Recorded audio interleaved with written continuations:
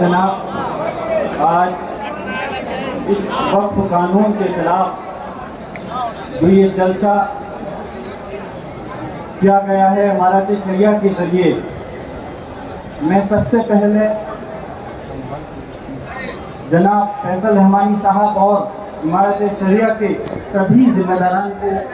मुबारकबाद पेश करता हूँ कि एक अच्छा जलसा कामयाब उन्होंने कराया। उसके साथ साथ मैं आप सब लोगों का जो यहाँ पर पटना पूरे बिहार के लोग यकीनन हजारों नहीं बल्कि लाखों की तादाद में तशरीफ लाए,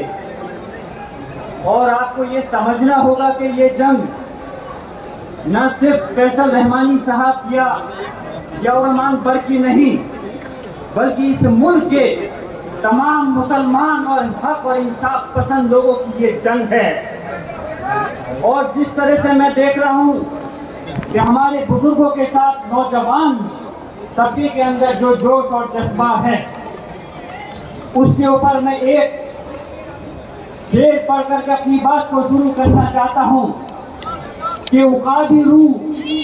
जब बेदार होती है जवानों में, उकाबी रूह जब बेदार होती है जवानों में, नजर आती है उनको अपनी मंजिल आसमानों में। नहीं तेरा नशेमंद कसरे शाही की गुंबद पर, तू शाही है बसेरा कर पहाड़ों की चट्टानों पर। मुझे इस बात का एहसास है कि वक्त बहुत हो गया है, और यकीनन इस गर्मी में आप लोग इकट्ठा होकर के इस बात की गवाही दे रहे हो कि ये जंग कितनी भी लंबी चले, लेकिन इंशाअल्लाह ताला आप लोग हार मानने वाले नहीं हो। और कैसे हार मान लें, मैं पूछना चाहता हूं, ये जमीन वक्फ की जो हमारे बाबा और अजाद ने हमारी कौम के लिए नहीं, सिर्फ इस मुल्क की फलाह बहबूदी के लिए दान की थी,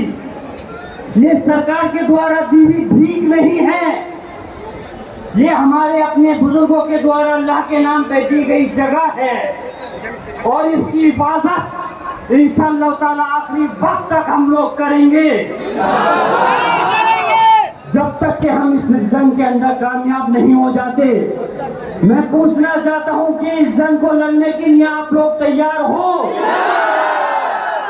और याद रखना, हक और इंसाफ की लड़ाई में कभी डरा नहीं करते। ये आपका नौजवान साथी, आपका भाई जियाउर रहमान भट्ट, जिसने अपने दादा मोहतरम शफीकुर रहमान भट्ट साहब से, जिन्होंने उत्तर प्रदेश की विधानसभा पार्लियामेंट के अंदर अपने मजहब और अपनी कौम और गरीब लोगों की आवाज को उठाने में कभी कोई परहेज नहीं किया। संभल जैसे कि अभी फरमा रहे थे नाज़मी साहब, कि संभल बहुत गंभीर वक्त से चर्चा के अंदर है, और चर्चा इसलिए है कि संभल के अंदर वक्फ कानून आने से पहले ही हमारी मस्जिद को टारगेट कर लिया गया, और जामा मस्जिद संभल की हमें ये याद रखना चाहिए कि सिर्फ बिहार या उत्तर प्रदेश या हिंदुस्तान नहीं, पूरी इस दुनिया, पूरे आलम के अंदर जहाँ कहीं भी मस्जिद है वो अल्लाह का घर है, और इंशाअल्लाह ताला उसकी हिफाजत करना आपकी और हमारी जिम्मेदारी है। तो मैंने वहाँ की हक और इंसाफ की आवाज को बुलंद किया, उसके एवज में मुझको परेशानी भी उठानी पड़ी, लेकिन मैं अपनी तारीफ नहीं करना चाहता, बल्कि ये बात बताना चाहता हूँ, इस हक और इंसाफ की लड़ाई के लिए जब आपका ये भाई जियाउर रहमान पर खामोश नहीं रहा, तो क्या आप लोग खामोश रह सकते हो? जब पार्लियामेंट के अंदर वक्फ कानून के खिलाफ चर्चा चल रही थी, तो मैंने भी जिस तरह से, मैं अपनी बात बस मुख्तसर अल्फाज में खत्म कर रहा हूँ, जिस तरह से मैंने भी आवाज उठाते हुए कहा, और भारतीय जनता पार्टी के तमाम हुक्मरान, तमाम मंत्री वहां मौजूद थे, मैंने कहा था इस हिंदुस्तान का मुसलमान इस देश का गुलाम नहीं बल्कि मालिक है, और हम अपने हक और इंसाफ की लड़ाई को लड़कर रहेंगे। लेकिन मुझे फख्र है कि इस लड़ाई के अंदर मुसलमान ही नहीं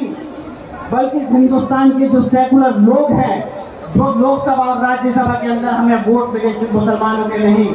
सभी धर्म के लोगों के वोट मिले। और वक्त के का लिहाज करते हुए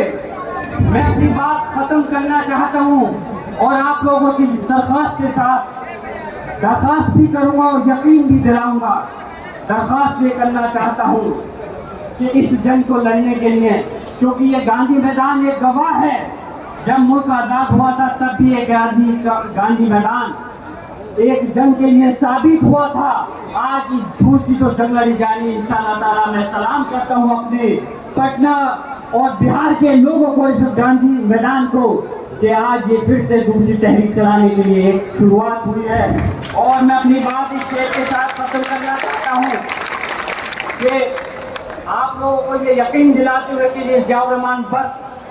अपने पूरे इस मुल्क की लड़ाई के लिए, हक और इंसाफ के लिए जहाँ कहीं भी जरूरत होगी, यकीनन पिछली बार मैं बिहार में हाजिर नहीं हो पाया था,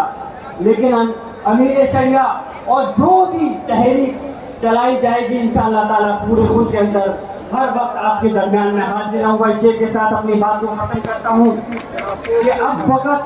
शोर मचाने से कुछ नहीं होगा, अब फकत शोर मचाने से कुछ नहीं होगा, सिर्फ फोटो के हिलाने से कुछ नहीं होगा। जिंदगी के लिए बेमौती मरते क्यों हो, अहले ईमान हो तो शैतान से डरते क्यों हो, तुम भी महफूज कहाँ हो भी अपने ठिकाने पर, बाद अखलाक के तुम ही निशाने पर हो। और मेरी आवाज से आवाज मिला दो कि इंकलाब, इंकलाब, ये वक्फ कानून वापस लो,